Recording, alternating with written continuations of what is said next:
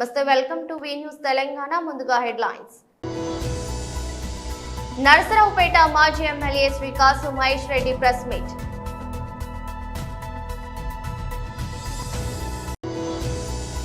తెలంగాణ భవన్ లో బీఆర్ఎస్ నాయకుల press meet.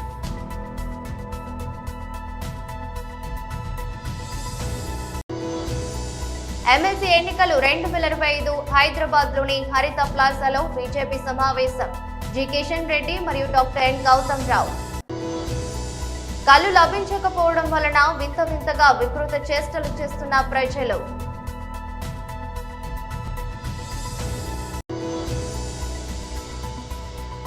నాకు గుడి కట్టండి, ఫ్యాన్స్ ను కోరుతున్న ఐటమ్ బాంబ్.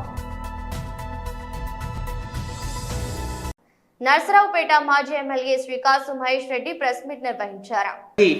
సగటుగా 10-15 గోవులు చనిపోతుంటే మొన్న వైఎస్ఆర్సీపీ పార్టీ ప్రతిపక్ష నాయకుడు అక్కడ కరుణాకర్ రెడ్డి గారు, ఇంత అన్యాయం జరుగుతుంది ఈ ప్రాంతంలో, పవిత్రమైన ప్రాంతంలో, పవిత్రంగా భావించే గోవుకే రక్షణ లేదు, దాదాపు 150-160 గోవులు చనిపోయినాయి అని ప్రెస్ మీట్ పెడితే సమస్యని స్వాగతిస్తూ ఒక బాధ్యత కలిగిన పాలక పక్షం అయితే ఏం చేయాలి? అక్కడ సందర్శించి నిజమెంత, అబద్ధం ఎంత, అసలు నిజంగా చనిపోయినాయా, ఒకవేళ చనిపోతే ఎందుకు చనిపోతున్నాయి, మిగతా వాటినన్నా రక్షించేటట్టు మరోసారి ఇటువంటి ఘటన జరగకుండా చూడాల్సింది పోయి ఎదురుదాడి. చంద్రబాబు నాయుడు గారు, లోకేష్ గారేమో ఇదంతా ఫేక్ న్యూస్, మార్ఫింగ్, ఒక్కటి కూడా చనిపోలేదంటారు. అక్కడ తిరుపతి ఎమ్మెల్యేనేమో శ్రీనివాసులు గారేమో 40 చనిపోయినాయి అన్నాడు. ఈఓ గారు వచ్చి 30 అంటారు. చైర్మన్ గారు మరొక అడుగు ముందుకేసి ఖచ్చితంగా 20 అయితే చనిపోయినాయి, అయినా ఏముంది దీంట్లో, మీ ఇంట్లో చనిపోరా ఏంది అన్నాడు. వాస్తవమే, వయసు రీత్యా పెద్దవాళ్ళై అందరిళ్లలో ఎవరో ఒకరు చనిపోతుంటారు, బాధపడుతుంటాం. ఎవరి జీవితం శాశ్వతం కాదు. ఇంకో 30-40 సంవత్సరాలు ఆ చైర్మన్ గారు ఉండరు, ఇంకో 50 సంవత్సరాలు నేను ఉండను, ఎవ్వరూ శాశ్వతం కాదు. కానీ ఆయన అన్నట్టు ఒకే ఇంట్లో 2-3 నెలల్లో పెద్దవాళ్ళు చిన్నవాళ్ళు ఒక 5-6 చనిపోతే ఆందోళన చెందరా? మొత్తం వచ్చి ఆ ఇంట్లో కూర్చోరా? ఏం జరుగుతుంది ఆ ఇంట్లో? ఏమన్నా అంటరాని వ్యాధులు సోకాయా? దాన్ని ఎలా ఆపాలి? వేరే వాళ్ళ ఆపద పడకుండా చూడాలి, రక్షించాలా లేదా? మరి వాళ్ళు చేయాల్సిన బాధ్యత వాళ్ళకు ఉన్నిందా లేదా? చైర్మన్ కావచ్చు, ఈవో కావచ్చు, జేఈఓ కావచ్చు, ఇతర అధికారులు కావచ్చు, ఇలా గోశాలలో చనిపోతున్నాయి, ప్రతి నెల ఇదే జరుగుతుంది అన్నప్పుడు వెంటనే సందర్శించి నిపుణులను తీసుకెళ్లి, వెటనరీ డాక్టర్లు బహుశా నాకు తెలిసి ఖచ్చితంగా తిరుపతి దేవస్థానం కూడా ఉంటుంది. ఏం చేస్తున్నారు వీళ్ళంతా? ఈ రోజున బాధ్యత కలిగిన ప్రతిపక్షం అంటే ఏంటి? ప్రజల సమస్యలు లేవనెత్తటమే మా ప్రథమ కర్తవ్యం. అదే చేశారు తిరుపతిలో కరుణాకర్ రెడ్డి గారు కానీ ఇతర వ్యక్తులు కానీ. ఆ సమస్య లేవనెత్తారు కాబట్టి మీరు అక్కడికి పోయి చెప్పండి, ఇది జరిగింది, ఇది జరగలేదు. ఆయన మీద ఎదురుదాడి. తెలుగుదేశం అధ్యక్షుడు, రాష్ట్ర అధ్యక్షుడు శ్రీనివాస్ గారు అయితే బహిరంగ ఛాలెంజ్, రండి చూసుకుందాం, నిరూపిద్దాం. అవసరమా బహిరంగ ఛాలెంజ్? దేవుడి సన్నిధిలో అపచారాలు జరుగుతుంటే, అత్యంత దయనీయమైన పరిస్థితులుంటే దాన్ని సరిచేయాలి. ఆయన వచ్చి అక్కడ ఇలా కాదు, ఇలా చేయండి, సలహాలు సూచనలు ఇవ్వండి. లేదు కరుణాకర్ రెడ్డి గారు మీరు ఇంతకుముందు చేశారు, మీ సూచనలు కూడా ఇవ్వండి, ఇంకా మంచి వ్యవస్థను తీసుకొస్తాం అని చెప్పాల్సింది పోయి ఎదురుదాడి. కొన్ని బహిరంగ. తెలంగాణ భవన్ లో బీఆర్ఎస్ నాయకులు ప్రెస్ మీట్ నిర్వహించారు. నిన్న గ్రూప్ 1 విషయంలో హైకోర్టు ఇచ్చినటువంటి తీర్పుతోని అంతిమ విజయం ఎప్పుడైనా ధర్మాంది అని మరొకసారి రుజువైంది. హైకోర్టు ఇచ్చినటువంటి ఒక తీర్పు ఈ రాష్ట్ర ప్రభుత్వానికి, టీజీపీఎస్సీకి ఒక చెంపపెట్టు లాంటిది. ఇది విద్యార్థులు, ఈ రాష్ట్ర యువత, గ్రూప్ 1 యాస్పిరెంట్స్ వాళ్ళ యొక్క పోరాట ఫలితం ఈ తీర్పు. ఇది వారి సాధించినటువంటి ఒక గొప్ప విజయంగా మేము భావిస్తూ ఉన్నాం. అదేవిధంగా ఈ విద్యార్థులకు అండగా నిలిచినటువంటి బీఆర్ఎస్ పార్టీది కూడా ఒక నైతిక విజయం అని చెప్పి మేము భావిస్తున్నాం. ఎందుకంటే ఈ గ్రూప్ 1 పరీక్ష నిర్వహణలో, ఫలితాల్లో, మూల్యాంకనంలో అనేక అవకతవకలు జరిగినాయి. ఇదంతా గందరగోళంగా ఉన్నది, ఏదో గోల్మాల్ జరిగిందని చెప్పి బీఆర్ఎస్ పార్టీ పక్షాన మేము మొదటి రోజు నుండి వాదిస్తూ వచ్చినాం. అయితే ఒక బాధ్యతాయుతమైనటువంటి ఒక రాజకీయ పక్షంగా, ఒక ప్రతిపక్ష పార్టీగా ప్రజల పక్షాన ప్రభుత్వానికి ప్రశ్నలు వేస్తే వాటికి సమాధానాలు చెప్పాల్సింది పోయి టీజీపీఎస్సీ లేదా రాష్ట్ర ప్రభుత్వము మా పరువు పోయింది, మా ఇజ్జత్ పోయింది కాబట్టి మేము మీ మీద ఇజ్జత్ దావా కేసు వేస్తాం, నువ్వు మాట్లాడొద్దు, నువ్వు పోస్ట్ పెట్టొద్దు, నువ్వు 7 రోజుల్లో రిప్లై చేయాలి, నువ్వు ఒకవేళ వైలేట్ చేస్తే నీ మీద క్రిమినల్ కేసు పెడతాం, నీ మీద సివిల్ కేసు పెడతామని చెప్పి బ్లాక్మెయిల్ చేసి బెదిరించినటువంటి ఒక పరిస్థితిని మనం చూసాం. ఆ రోజు టీజీపీఎస్సీ మాకు నోటీస్ ఇస్తే నిన్న హైకోర్టు టీజీపీఎస్సీకి రాష్ట్ర ప్రభుత్వానికి నోటీస్ ఇచ్చింది. న్యాయం ఎవరి వైపు ఉందో చాలా స్పష్టంగా అర్థమైంది. ఎన్ని అనుమానాలు, ఎన్ని అవకతవకలు, ఎంత గందరగోళం, ఎంతమంది సఫర్ అవుతా ఉన్నారు. అయినా కూడా ప్రభుత్వానికి కనీసం చీమ పుట్టినట్టు కూడా లేదు. పైగా యాస్పిరెంట్స్ ఎవరైనా న్యాయస్థానాన్ని ఆశ్రయిస్తే ముఖ్యమంత్రి గారు ఏం మాట్లాడతారండి? ఇటీవల రవీంద్ర భారతిలో మాట్లాడుతూ ఎమ్మెల్సీ ఎన్నికలు 2025 హైదరాబాద్ లోని హరిత ప్లాజాలో బీజేపీ సమావేశం. జి కిషన్ రెడ్డి మరియు డాక్టర్ ఎన్ గౌతమ్ రావు పాల్గొన్నారు. అనేక మంది ప్రజలు, ఉద్యమకారులు, స్వతంత్ర సమరయోధులు ఏదైతే పోరాటం చేశారో ఆ వారసత్వాన్ని పుణికిపుచ్చుకొని ఈ రోజు కూడా రజాకారులకు వ్యతిరేకంగా పోరాటం చేస్తున్నటువంటి ఏకైక పార్టీ భారతీయ జనతా పార్టీని సందర్భంగా మనం చేస్తున్నాం. మీరు ఏమన్నా కూడా, అది మతోన్మాదం అన్నా మరొకటి అన్నా కూడా ఈ రోజైనా పోరాటం చేస్తాము, భవిష్యత్తులో కూడా మరింత పోరాటం చేసేటువంటి పరిస్థితి ఉన్నది. మజ్లిస్ పార్టీ కుట్ర చేస్తూ ఉంది. ఈరోజు పాత పట్టణానికే పరిమితం కాలే, హైదరాబాద్కే పరిమితం కాలే. అది నల్గొండలో కౌన్సిలర్స్ గెలుస్తారు, మహబూబ్ నగర్ లో కౌన్సిలర్స్ గెలుస్తారు, సంగారెడ్డిలో గెలుస్తారు, హైదరాబాద్ ఆదిలాబాద్ లో గెలుస్తారు, నిర్మల్లో గెలుస్తారు, యావత్ తెలంగాణ అంతా కూడా విస్తరిస్తున్నారు. వాళ్ళ యొక్క ఆలోచన ఒకటే, చాప కింద నీరులాగా తెలంగాణలో అన్ని అసెంబ్లీ కేంద్రాలలో విస్తరిస్తూ ఉంది.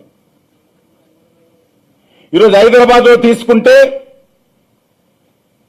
భారతీయ జనతా పార్టీని ఓడించేటువంటి ఏకైక లక్ష్యంతో, భారతీయ జనతా పార్టీని ఓడించగలటువంటి ప్రధాన ప్రత్యర్థి అది కాంగ్రెస్ పార్టీ కానీ, అది బీఆర్ఎస్ పార్టీ కానీ, మరొక పార్టీ కానీ, వాళ్ళు ఎంచుకొని ఆ పార్టీలను గెలిపిస్తారు, తమ ఏజెంట్లను గెలిపిస్తారు. మజ్లిస్ పార్టీకి ఏజెంట్లుగా ఈరోజు కాంగ్రెస్ పార్టీ, మజ్లిస్ పార్టీ కనుసైగల్లో పనిచేసేటువంటి బీఆర్ఎస్ పార్టీ ఆ పార్టీలను గెలిపిస్తారు తప్ప భారతీయ జనతా పార్టీని ఓడించాలన్నటువంటి ప్రధానమైనటువంటి దుర్మార్గపు ఆలోచనతో ఈ 3 పార్టీలు కూడా జతగట్టి పనిచేస్తా ఉన్నాయి. ఈ 3 పార్టీలు కూడా ఒకే మాట మీద ఉంటారు. బీజేపీ విషయానికి వస్తే ఈ 3 పార్టీలు కూడా కలిసి పనిచేస్తారు. ఈ 3 పార్టీలు కూడా ఒకే తాను ముక్కలే. అందుకే తెలంగాణ ప్రజలు జాగ్రత్త పడాలి. మజ్లిస్ పార్టీ లక్ష్యం ఈ రోజు కాకపోయినా రేపైనా బీఆర్ఎస్ పార్టీ కాంగ్రెస్ పార్టీ భుజాల మీద నడుస్తూ ఈ పార్టీల తల మీద కాళ్ళు పెడుతూ ఈ తెలంగాణలో జెండా ఎగరేయాలనేటువంటి ప్రధాన లక్ష్యం ఈ మజ్లిస్ పార్టీకి ఉన్నది. ఈరోజు హైదరాబాద్ లో ఏ రకంగానైతే ఎమ్మెల్సీ ఎలక్షన్స్ లో గెలవాలని కుట్ర చేస్తా ఉన్నారో రేపు భవిష్యత్తులో కూడా మజ్లిస్ పార్టీ తెలంగాణలో జెండా ఎగరేయడం కోసము కళ్ళు లభించకపోవడం వలన వింత వింతగా వికృత చేష్టలు చేస్తున్న ప్రజలు ఆందోళనల్లో కుటుంబ సభ్యులు. కామారెడ్డి జిల్లా బిర్కూర్ మండలం మల్లాపూర్ గ్రామంలో గ్రామస్తులు ఆందోళన చేపట్టారు. వివరాల్లోకి వెళ్తే ఎక్సైజ్ శాఖ అధికారులు కళ్ళు దుకాణాలపై చర్యలు తీసుకోవడం వలన కళ్ళు వ్యాపారులు సరఫరా నిలిపివేశారు. తద్వారా గ్రామంలో తీవ్ర ఇబ్బందులకు గురవుతున్నామంటూ గ్రామస్తులు ఆందోళన చేపట్టారు.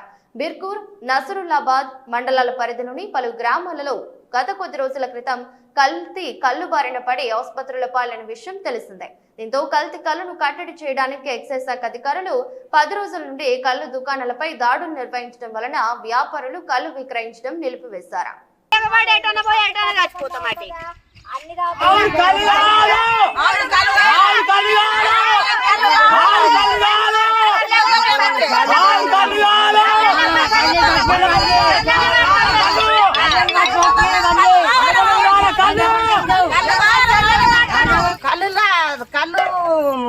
రోమకు బారకపోయింది సార్. మాకు పిచ్చిలేస్తున్నది.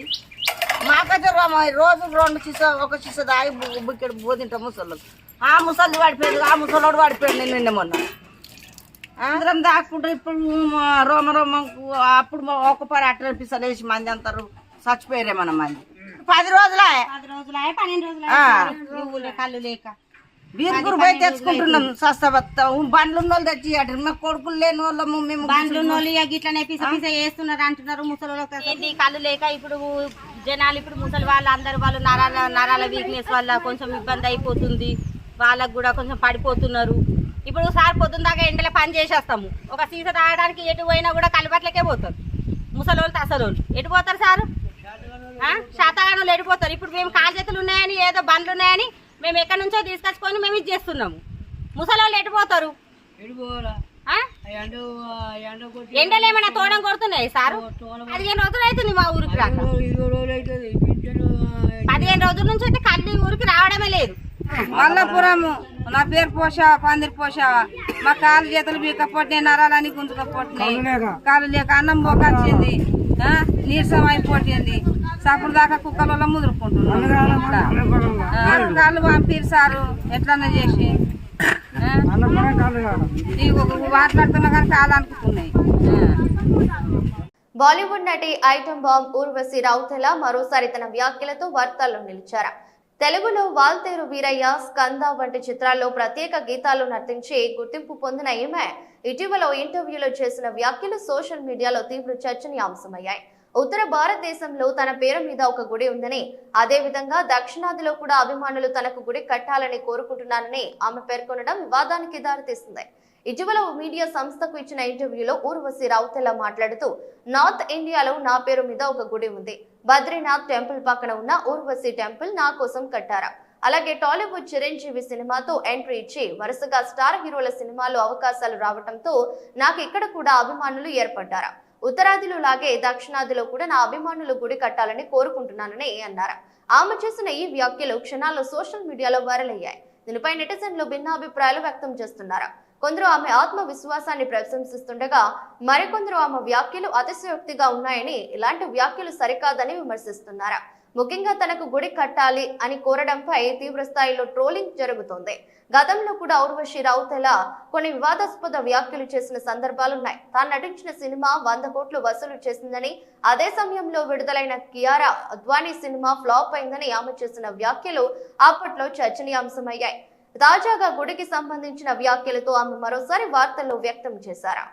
జయశంకర్ భూపాలపల్లి జిల్లా మాజీ ఎమ్మెల్యే గండ్ర వెంకట రమణారెడ్డి నెల 27వ తారీఖు జరగబోయే టీఆర్ఎస్ రజతోత్సవ సభకు అందరూ కదిలి రావాలని పిలుపునిచ్చారు. గ్రామంలోని అన్ని వార్డుల నుండి గలమెత్తి కదులుదాం, తెలంగాణ పార్టీ మన బీఆర్ఎస్ పార్టీ రజతోత్సవ బహిరంగ సభను విజయవంతం చేద్దామనే కార్యకర్తల సమావేశంలో భూపాలపల్లి మాజీ ఎమ్మెల్యే గండ్ర వెంకట రమణారెడ్డి తెలిపారు. మోటార్ సైకిల్ ర్యాలీతో ప్రారంభమై ప్రతి గ్రామంలో కూడా మన కుటుంబ సభ్యులందరినీ కూడా కలుసుకొని మరి కేసీఆర్ గారు తలపెట్టినటువంటి భారీ బహిరంగ సభ తెలంగాణ రాష్ట్ర సమితిగా స్థాపించేటటువంటి పార్టీ ఈరోజు భారత రాష్ట్ర సమితిగా రూపాంతరం చెందిన తర్వాత 24 ఏళ్ళు పూర్తి చేసుకొని 25 సంవత్సరాలు అడుగుపెడుతున్న శుభ సందర్భంలో బహిరంగ సభ నిర్వహించాలని పిలుపునియడం, ఆ సభను విజయవంతం చేయడం కొరకు ప్రతి గ్రామానికి మనం రావడం, అదే సంఖ్యలో మీరు కూడా చాలా స్వచ్ఛందంగా ఉత్సాహంగా ఈరోజు మేమందరం కూడా తరలి వస్తామని చెప్పడం చాలా సంతోషం. మీ అందరికీ తెలుసు, తెలంగాణ ఆ రోజు సమైక్య రాష్ట్రంలో కలిసినప్పుడు అయిష్టంగానే కలిసినప్పుడే ఢిల్లీలో కూర్చున్న పెద్దలు ఒకే భాష ఒకే రాష్ట్రం ఉంటే బాగుంటుంది, భాషా సంయుక్త రాష్ట్రాలుగా భాషల ప్రకారం విభజన జరగాలని చెప్తే తెలుగు మాట్లాడే వాళ్ళం ఆంధ్రప్రదేశ్గా అవతరించడం. కానీ మనం ఎప్పుడు కూడా ఆంధ్రతో కలిసి లేం. మనం నిజాం కంట్రోల్లో ఉన్నాం, వాళ్ళు బ్రిటిష్ కంట్రోల్లో ఉన్నారు. వాళ్ళు కొంత మనకంటే కొంచెం జిత్తులు వేయడంలో వాళ్ళు కొంచెం సిద్ధహస్తులు. కాబట్టి తెలంగాణ ఆంధ్రప్రదేశ్ ఏర్పడ్డ తర్వాత కలిసి ఉన్న ప్రతి విషయంలో మనకు వివక్ష జరిగింది. నీళ్ళల్లో, నిధులలో, ఉద్యోగ అవకాశాలలో జరుగుతూ వస్తుంటే కేసీఆర్ గారు చాలా సంవత్సరాలు శాసనసభ్యుడిగా, మంత్రిగా చూస్తూ వస్తూ ఎన్ని రోజులు ఈ యొక్క సాంఘిక అసమానతలు, ఎన్ని రోజులు ఈ పెత్తనం అని చెప్పి ఈ రాష్ట్రం ఏర్పడితేనే ఈ ప్రాంతం యొక్క విముక్తి జరుగుతుందనే ఉద్దేశంతో ఆ రోజు పార్టీ పెట్టడమే కాకుండా ఒక తెలంగాణ అంటే తెలంగాణ రాదు, ఏదో ఒక రాజకీయ పార్టీ జాతీయ స్థాయిలో ఉన్న పార్టీతో కలిస్తేనే వస్తుందని గుర్తించి ఆ రోజు కాంగ్రెస్తో కలవడం, ఆనాడు ఉండేటువంటి సంకీర్ణ ప్రభుత్వంలో చేరడం, కామన్ మినిమం రాష్ట్రంలోని 8,427 మంది క్రైస్తవ పాస్టర్లకు నెలకు 5,000 చొప్పున గౌరవ వేతనం ఇవ్వనున్నట్టు ఏపీ ప్రభుత్వం ప్రకటించిన సంగతి తెలిసిందే. ఈ మేరకు సంబంధిత శాఖ అధికారులు ఉత్తర్వులు జారీ చేశారు. ఈ నేపథ్యంలో ముఖ్యమంత్రి చంద్రబాబుపై ప్రజాశాంతి పార్టీ అధ్యక్షుడు కేఏ పాల్ విమర్శలు గుప్పించారు. 8,000 మంది పాస్టర్లకు నెలకు 5,000 గౌరవ వేతనాన్ని ఇస్తామని గుడ్ ఫ్రైడే సందర్భంగా ప్రకటించారని, గౌరవ వేతనాన్ని ఇంతకుముందు ఇవ్వకుండా ఇప్పుడు ఎందుకు ఇస్తున్నారో చెప్పాలని చంద్రబాబును కేఏ పాల్ డిమాండ్ చేశారు. పాస్టర్ ప్రవీణ్ ది హత్య అంటూ కోట్ల మంది క్రిస్టియన్లు, హిందువులు, ముస్లింలు ముందుకు రావడంతో పాస్టర్ల ద్వారా వారి నోరు మూయించే ప్రయత్నం చేస్తున్నారా అని ప్రశ్నించారు. హిందువులను క్రైస్తవులుగా మారుస్తున్నారని గతంలో చంద్రబాబు అన్నారని, ఆ తర్వాత పవన్ కళ్యాణ్ కూడా అదే మాట మాట్లాడారని పాల్ మండిపడ్డారు. 8,000 మంది పాస్టర్లకు మాత్రమే గౌరవ వేతనం ఇస్తే మిగిలిన 80,000 మంది పాస్టర్ల సంగతి ఏమిటని ప్రశ్నించారు. వేలాది మంది ముస్లిం మౌలానాలు, హిందూ అర్చకుల సంగతి ఏమిటని అడిగారు. దైవ జనులారా, మనం ఎవరూ మోసపోకూడదని పాల్ అన్నారు. ₹1,00,000 కూడా లేని వ్యక్తి లక్షల కోట్లకు అధిపతి ఎలా అయ్యారనేది ప్రతి ఒక్కరూ ప్రశ్నించుకోవాల్సిన అవసరం ఉందని చెప్పారు. మనం అమ్ముడు పోకూడదని అన్నారు. అందరం కలిసి పోరాడి మన పార్టీని గెలిపించుకుందామని పిలుపునిచ్చారు. ఉద్యోగుల సమస్యలు పరిష్కరించాలి, రాష్ట్ర ప్రభుత్వాన్ని డిమాండ్ చేసిన రాష్ట్ర ఎన్జీజీఓ ఉపాధ్యక్షులు డివి రమణ కొత్తవలస మండలంలో కొత్తవలస తాలూకా యూనిట్ సర్వసభ్య సమావేశంలో తాలూకా అధ్యక్షులు జేవి ప్రసాద్ అధ్యక్షతన జరిగిన మీటింగ్ లో ముఖ్య అతిథిగా రాష్ట్ర ఎన్జీఓ ఉపాధ్యక్షులు పాల్గొన్నారు. రమణ మాట్లాడుతూ వైద్య ఆరోగ్య శాఖలో పనిచేస్తున్న వివిధ కేటగిరీ ఉద్యోగులు రీడెప్లాయ్మెంట్ రద్దు చేయాలని, ఇప్పుడు పనిచేస్తున్న సీనియర్ ఏఎన్ఎంస్ కి కౌన్సిలింగ్ నిర్వహించి ఖాళీలను భర్తీ చేసి సచివాలయం హెల్త్ సెక్రటరీలు గ్రేడ్ 11 ఏఎన్ఎంస్ గా ప్రమోషన్స్ లిస్టు జిల్లాల వారీగా తయారు చేయాలని డిమాండ్ చేశారు. హెల్త్ అసిస్టెంట్స్ రీడెప్లాయ్మెంట్ రద్దు చేసి ఆరోగ్య ఉప కేంద్రాల వారీగా ఖాళీలను భర్తీ చేయాలని, ఉమ్మడి జిల్లాలో రీడెప్లాయ్మెంట్ చేస్తే పిల్లలు చదువులు, ఫ్యామిలీ ఒక దగ్గర, వీరు ఒక దగ్గర పనిచేయాల్సి వస్తుందని, అందరికీ 55 సంవత్సరాలు పైబడి బీపీలు, షుగర్ తో బాధపడుతున్నారని ఆవేదన వ్యక్తం చేశారు. ఎవరైతే ఉన్నారో ఆయన రిజైన్ చేసి వెళ్ళిపోయిన తర్వాత మేము ఈరోజు ఇమీడియట్గా పేరిజం కమిషన్ని వేయాలని, తద్వారా పీఆర్సీని కూడా కొత్త పీఆర్సీని మేము మాకు కూడా ఇవ్వాలని చెప్పేసి అనుకుంటున్నాం. అదే సందర్భంలో పీఆర్సీ కమిషన్ వేసిన తర్వాత ఏదైతే కొత్త పీఆర్సీ వచ్చే లోపు ఏదైతే ఐఆర్ ఉందో ఇంటీరియం రిలీఫ్ ఇవ్వాలని ఆ విధంగా కోరుదామనేసి మా ప్రభుత్వంతో పాటు ఉన్నటువంటి మా నాయకత్వం కూడా రేపు స్టేట్ ఎగ్జిక్యూటివ్ 22 నెక్స్ట్ వీక్లో 22వ తారీఖున రాష్ట్ర కార్యవర్గ సమావేశం జరుగుతుంది. ఏదైతే జిల్లాలోనూ తాలూకాల స్థాయిలో ఉన్నటువంటి కింద స్థాయిలో ఉన్నటువంటి ఉద్యోగులు ఏదైతే ఇబ్బందులు పడుతున్నారో ఈ ఇబ్బందులన్నింటినీ కూడా రూఢీ గురించి రాష్ట్ర కార్యవర్గంలో చర్చించడం జరుగుతుంది. ముఖ్యంగా ఈ రోజు ఉన్నటువంటి రిఫార్మ్స్లో భాగంగా ఏదైతే వైద్య ఆరోగ్య శాఖలోనూ ఎడ్యుకేషన్లోనూ డిపార్ట్మెంట్లోనూ చాలానే రిఫార్మ్స్ చేస్తున్న సందర్భంలో ఏదైతే ఆ రిఫార్మ్స్ చేసే సందర్భంలో వచ్చినటువంటి ఇబ్బందులు, ఉద్యోగస్తులకు ఇబ్బందుల్ని పరిశీలనలో తీసుకొని ముఖ్యంగా 143 జీవోనో లేకపోతే డిప్లాయ్మెంట్ వైద్య ఆరోగ్య శాఖలో రీడిప్లాయ్ చేసేటువంటి ఉద్యోగస్తుల్ని మళ్ళీ సరైన పద్ధతిలో వాళ్ళ ప్లేస్లో తీసుకురావడమనో, లేదు మొన్నటి వరకు కాంట్రాక్ట్ ఎంప్లాయీగా చేస్తూ 1207 జీవో ప్రకారం కాంట్రాక్ట్ నుంచి తొలగించబడినటువంటి సుమారు 15-20 సంవత్సరాల పాటు పనిచేస్తున్నటువంటి కాంట్రాక్ట్ ఎంప్లాయీస్ని తొలగించడాన్ని దాన్ని కూడా చర్చించడం జరిగింది. ప్రభుత్వం దృష్టికి ఏవైతే ఇలాంటి ఇష్యూలు ఏవైతే ఉన్నాయో బర్నింగ్ ఇష్యూలు ఉన్నాయో ఇవన్నీ కూడా తీసుకెళ్లి ప్రభుత్వం దృష్టిలో కార్యవర్గ సమావేశంలో చర్చించిన తర్వాత రాష్ట్ర ప్రభుత్వంతో. వార్తలు ముగించే ముందు మరోసారి హెడ్లైన్స్. నరసరావుపేట మాజీ MLA Shri Kasu Mahesh Reddy press meet.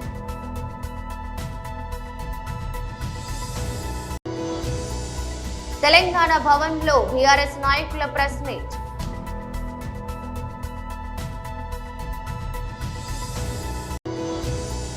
MLC ఎన్నికలు 2025 హైదరాబాద్ లోని హరిత ప్లాజాలో బీజేపీ సమావేశం.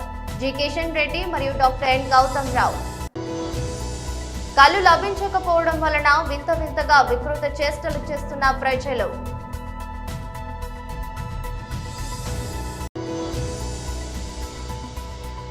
నాకు గుడి కట్టండి, పాంచ్ ను కోరుతున్న ఐటమ్ బాంబ్.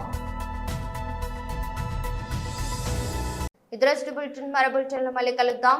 అంతవరకు సెలవు, నమస్కారం.